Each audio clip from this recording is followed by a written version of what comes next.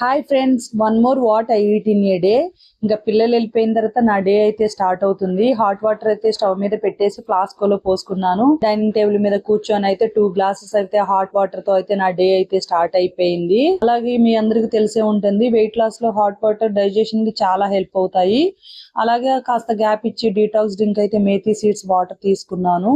ఇక్కడ వచ్చేసి జిమ్ కి అయితే స్టార్ట్ అవుతున్నాను. అందుకే జిమ్ బ్యాగ్ లో అయితే షూస్, నాప్కిన్, అలాగే 250 ml అయితే వాటర్ అయితే పోసుకొని బాటిల్ పెట్టేసుకున్నాను. ఒక మ్యాట్ తీసుకుని అయితే ఇంకా జిమ్ కి స్టార్ట్ అయ్యాను.